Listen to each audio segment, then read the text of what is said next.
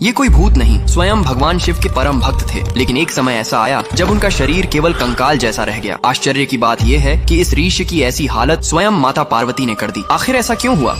भृंगी ऋषि भगवान शिव के अत्यंत कट्टर भक्त थे। उनकी भक्ति इतनी एकनिष्ठ थी कि वे शिव के अलावा किसी और रूप या शक्ति को स्वीकार ही नहीं करते थे। वे मानते थे कि केवल शिव ही परम सत्य हैं, इसलिए जब भी पूजा करते सिर्फ शिव की परिक्रमा करते थे। एक बार भृंगी कैलाश पर्वत पर भगवान शिव और माता पार्वती के दर्शन के लिए पहुँचे। वहाँ सभी ऋषि शिव पार्वती दोनों की स्तुति कर रहे थे, लेकिन भृंगी ने हमेशा की तरह केवल शिव की परिक्रमा शुरू कर दी। यह देखकर माता पार्वती ने उन्हें समझाया कि वे शिव से अलग नहीं हैं, वे शक्ति हैं और बिना शक्ति के शिव भी पूर्ण नहीं होते। इसलिए शिव की पूजा का अर्थ पार्वती का सम्मान भी है। लेकिन भृंगी अपनी बात पर अड़े रहे। उन्होंने साफ कहा कि उनकी भक्ति केवल शिव के लिए है और वे किसी भी स्थिति में पार्वती को शिव के समान नहीं मान सकते। अपनी हठधर्मिता में उन्होंने एक अजीब प्रयास किया। जब शिव और पार्वती अर्धनारीश्वर रूप में एक हो गए तो भृंगी ने भृंग का रूप धारण किया और दोनों के बीच से निकलकर केवल शिव की परिक्रमा करने की कोशिश की। माता पार्वती ने उन्हें समझाने की बहुत कोशिश की, लेकिन जब भृंगी ने अपनी सोच बदलने से इनकार कर दिया तो पार्वती को क्रोध आ गया। उन्होंने भृंगी को श्राप दे दिया कि उसके शरीर से वह सब छिन जाएगा जो माँ से प्राप्त होता है, मांस और रक्त। तुरंत ही भृंगी का शरीर दुर्बल हो गया और वह केवल हड्डियों का ढांचा बनकर गिर पड़ा। वह इतना कमजोर हो गया कि खड़ा भी नहीं हो पा रहा था। यह दृश्य देखकर भगवान शिव को करुणा आ गई।